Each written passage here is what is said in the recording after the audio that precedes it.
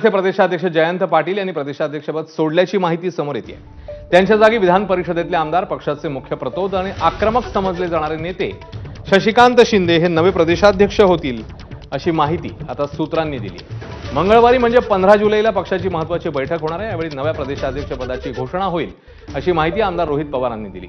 Jayant Patil 8 February 2024 पासून प्रदेशाध्यक्षपदाची धुरा सांभाळत आहेत।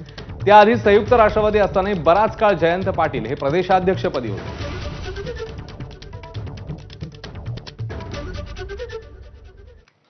दरम्यान राष्ट्रवादी शरद पवार पक्षाचे आमदार आणि होणारे प्रदेशाध्यक्ष शशिकांत शिंदेंनी नेमकी काय प्रतिक्रिया दिली आहे ते पाहूया।